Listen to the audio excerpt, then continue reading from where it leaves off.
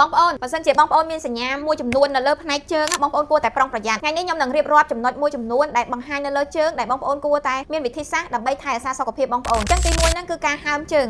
បើសិនជាបងប្អូនមានសញ្ញាកជើងកពួនជើងហើមនៅពេលល្ងាចបន្ទាប់ពីបងប្អូនឈរធ្វើការពេញមួយថ្ងៃហើយល្ងាចឡើងហើមជើងនេះជាសញ្ញាមួយនៃបញ្ហាកលៀនសរសៃឈាមក្នុងរាងកាយបងប្អូនមានបញ្ហាហើយទី2ហ្នឹងគឺការត្រជាក់ជើងបើសិនជាបងប្អូនមានសញ្ញាត្រជាក់ជើងនៅពេលដែលបងប្អូនគេងឬក៏សម្រាកឬក៏ពេលយប់ឡើងទៅឡើងមកត្រជាក់ជើងទាំងដែលស្ថានភាពមិនត្រជាក់ទេនៅក្នុងបរិយាកាសបន្ទប់គេងឬក៏កន្លែងរស់នៅប៉ុន្តែយើងត្រជាក់ជើងលក្ខណៈដូចស្អិតមានទឹកសើមបងប្អូនគួរតែប្រុងប្រយ័ត្ននេះជាសញ្ញាមួយនៃប្រាប់បងប្អូនថាបញ្ហាសរសៃឈាមខ្លួនបងប្អូនជាពិសេសផ្នែកដៃនិងផ្នែកជើងហ្នឹងគឺមានការរាំងស្ទះហើយចំណុចមួយទៀតហ្នឹងគឺរមួលក្រពើនៅពេលយប់បើសិនជាបងប្អូនមានសញ្ញាហ្នឹងគឺបង្ហាញថាអាចមកពីសរសៃប្រសាទបងប្អូនមានការខូចខាតដោយសារបច្ចុប្បន្នហ្នឹងគឺនៅស្រុកខ្មែររបស់យើងគឺសបោជំងឺទឹកនោមផ្អែមអញ្ចឹងវាធ្វើឲ្យប៉ះពាល់ទៅលើសរសៃប្រព័ន្ធប្រសាទហើយមួយទៀតហ្នឹងក៏វាជាអាចសញ្ញាមួយនៃការបង្ហាញថាបងប្អូនកំពុងតែខ្វះសារធាតុចិញ្ចឹមម្យ៉ាងគឺម៉ាញ៉េស្យូមគឺធ្វើឲ្យសរសៃឈាមបងប្អូនគឺមានការរាំងស្ទះហើយចំណុចមួយទៀតបើសិនជាបងប្អូនចាប់អារម្មណ៍មើលថាស្បែកបងប្អូនប្រែពណ៌បានន័យថាឡើងខ្មៅឬក៏ស្អាតឬក៏មួយទៀតហ្នឹងគឺឡើងសរសៃក្រហមច្រើននេះជាសញ្ញាមួយវាបង្ហាញថាសរសៃឈាមបងប្អូនចាប់ផ្ដើមខ្សោយហើយការ